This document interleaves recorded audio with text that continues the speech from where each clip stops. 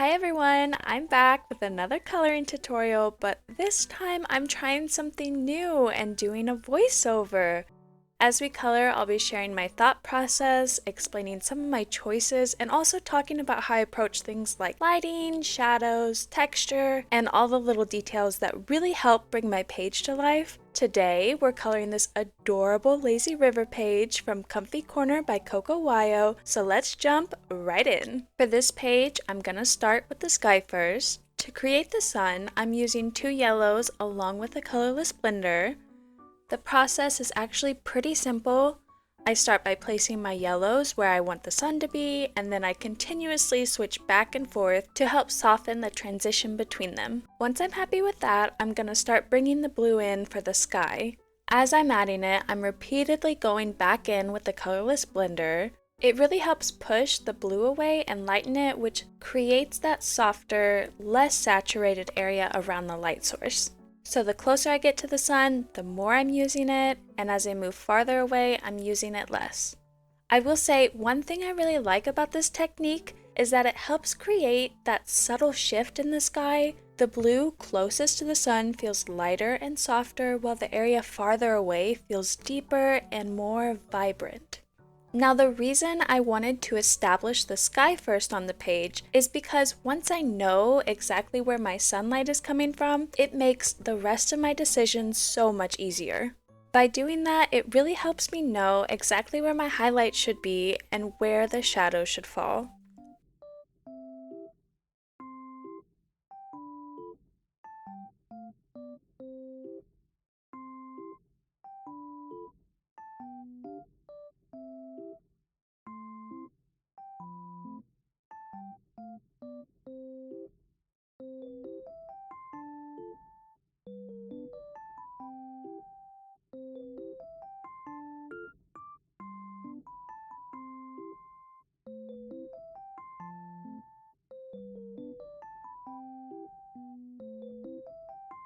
For my mountains, I'm using a very simple process where I start with my yellow at the top, and then as I work my way down, I'm transitioning to my darker grays to make that shadowed area. And sadly, the color did not stay within the lines, but that's okay. We have our colorless blender, and now we're gonna go back in over that area a few times. Because it's pure alcohol, it's actually going to remove the pigment from the page and push it back into the cardstock that I have underneath.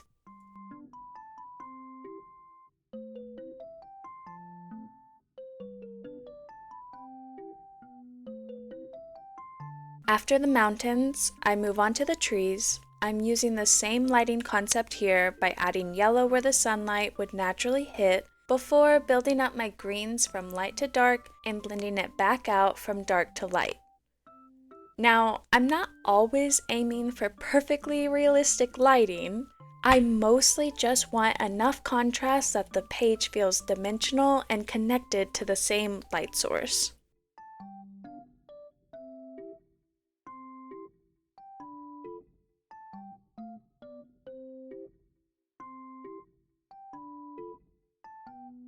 For the grass, I'm using the same greens as the trees, and we're going to go in with our lighter green all over and not freak out about the shadow from the mountain. After that, we're going to go in with our medium green and add that to any area that would naturally be blocked by the sunlight.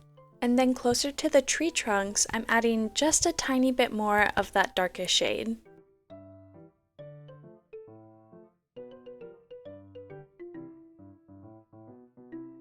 Now I'm moving over to the little grassy island around the fountain. Before I add the grass, I do add some yellow around the edges, just like we did with our trees. And then I continue on with that lighter green and then add a little bit of the medium green in the shadowed areas.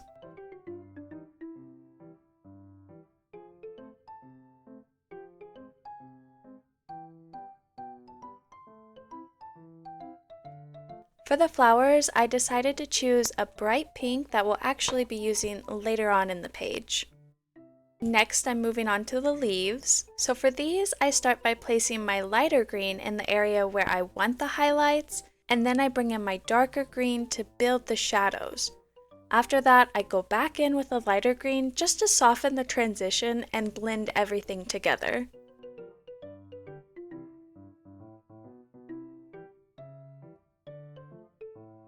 After finishing the leaves, I decided the shadows in the surrounding grass weren't quite dark enough, so I went back in and strengthened them just a tad bit more.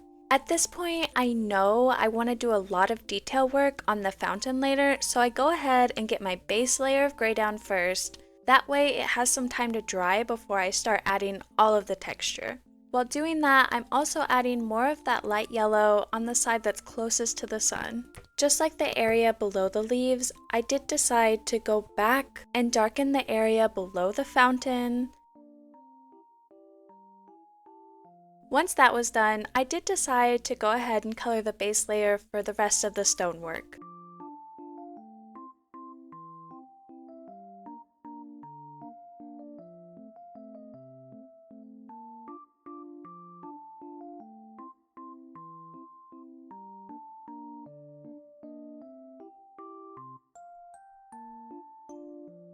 For this fountain, I wanted it to look like weathered stone, so I'm using a stippling technique with several shades of gray to help me achieve that.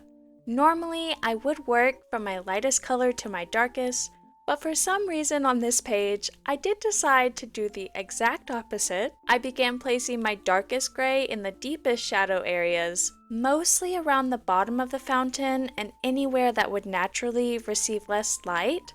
Then I move on to my second darkest gray and continue that stippling process. This starts softening some of those dark areas while also extending the shadows outwards. And while I was working with this color, I realized that the lip of the fountain needs a little more shadow underneath it, so I go ahead and add that in too. Next, I bring in my lighter gray shades and continue building the texture. I'm not trying to completely blend everything here. Once the main body is finished, I repeat the same process on the rim and the inside. Once again, concentrating the darker colors in areas that would naturally be more shadowed. By the end, I'm actually very happy with how much texture this added to the fountain. For the surrounding stones, I wanted something much simpler. The fountain is already the main focus, so I don't feel like every stone needs the same amount of detail. Instead, I just focused on simple shadows along the bottom edges of the stones. These little shadows help separate and create depth without making the area feel too busy. I also add a few shadows where the grass overlaps the stonework because even tiny details like that can make a huge difference.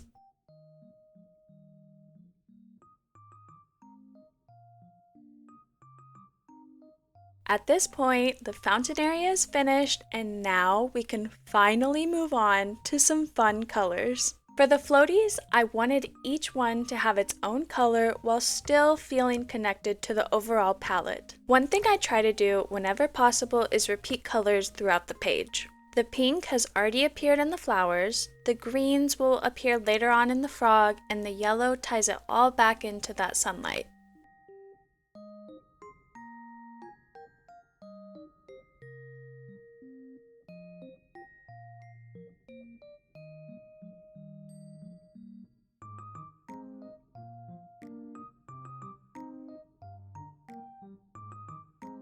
Now it's time for the little kitty. I start with a light gray base color.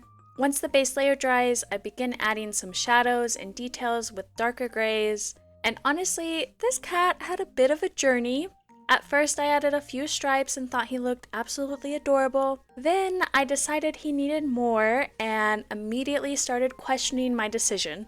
I think we've all had those moments while coloring where something looks great, but then you decide to keep going anyways and immediately regret it. So I ended up blending some of those stripes back out with a medium gray just to soften them and make them look less noticeable. In the end, he does turn out cute, just a little darker than I had originally planned.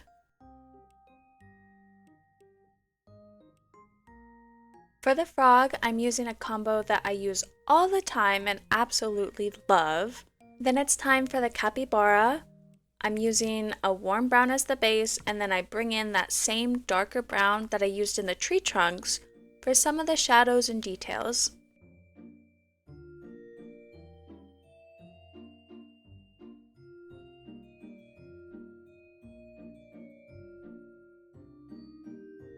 After all the characters are colored, I add in a few small shadows onto the floaties underneath them. These little contact shadows might seem minor, but they help make the characters feel like they're actually sitting in the floaties. I also go back in and add a few more shadows back to the kitty after having blended them out previously. Starting with the waterfall, I'm using my lightest blue-green color and a flicking motion from both directions, leaving a lighter area visible through the center. Before I start coloring the water, I did decide to add the reflection in from the sun. Since we've been building this entire page around that single light source, I wanted the sunlight to be reflected in the water as well. I used yellow strokes to help create that reflection and intentionally leave some lighter areas visible because those will help create the highlights later on. Jumping back to the waterfall, I'm taking my medium blue and using flicking motions to create the look of flowing water. I'll add a few where the water is pouring out, then flick upward from the bottom. Changing the direction of the strokes really helps make the water feel more natural. Next, I'll switch to my darkest blue and use the same technique but with shorter, lighter flicks. I'm also not worried about the foamy area at the bottom, since we'll be covering that up with white acrylic later. To finish, I go back over everything with my medium and my lightest blue, using the same flicking motions once again, just to blend all the colors together. One thing I knew from the moment I saw this page was that I didn't want to keep the original black water lines. I already knew that I wanted to cover them later with white acrylic paint and turn them into highlights instead. So rather than treating those lines as details, I'm actually using them as guides when I build my shadows. I start with my medium blue and begin adding shadows where objects would naturally block light. Then I add in a few curved strokes throughout the water. Since this is a lazy river, I didn't want the water to feel fast or chaotic. I wanted it to feel calm and gentle. As I continue around the page, I repeat the same process around each floaty, adding shadows underneath them, deepening the areas closest to the floaties, and adding some curved movement lines extending outwards. It's really details like this that help create that feeling that the floaties are actually sitting in and interacting with the water.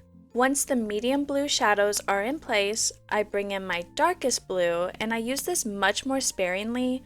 I'm concentrating it only in the deepest shadow areas closest to the floaties and rocks.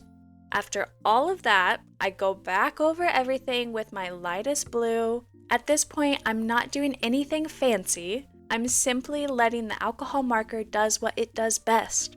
As I color over the area, it naturally softens and blends the colors underneath while still preserving all of the shadows and movement we've created. And this is where the water really starts to come together.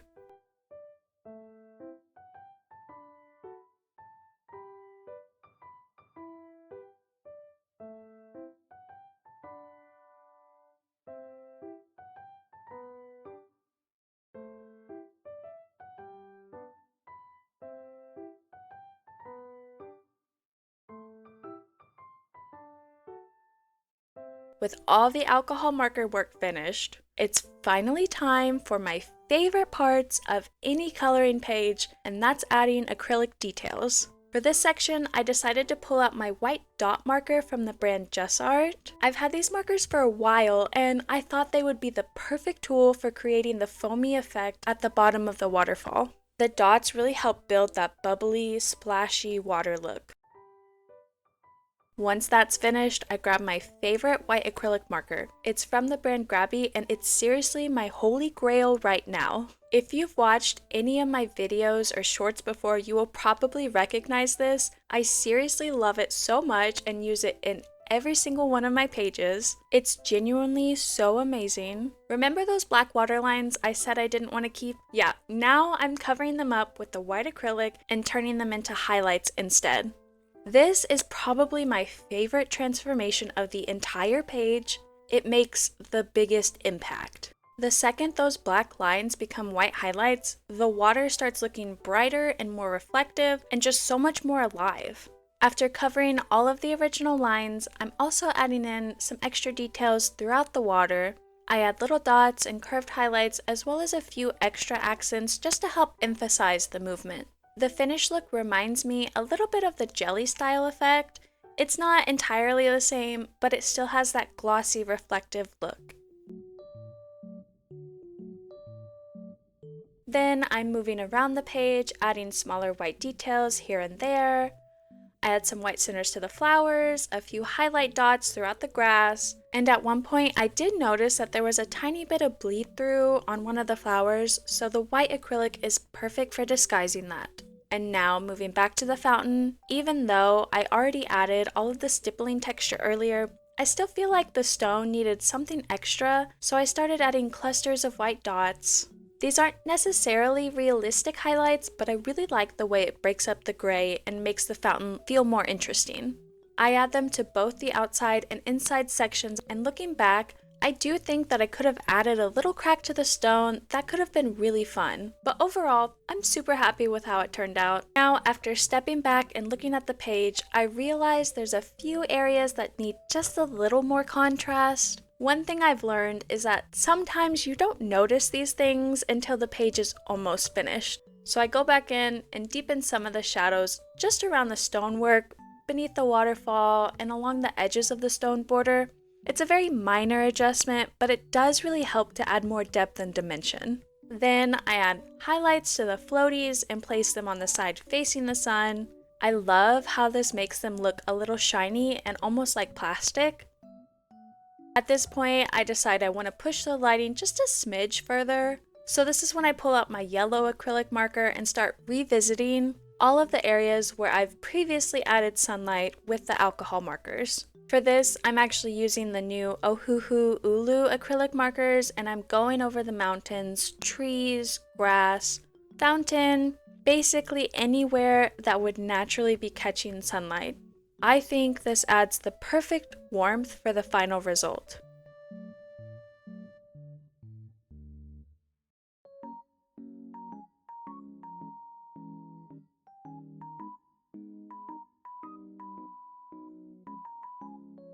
So my very last step in any page is actually grabbing a black acrylic marker.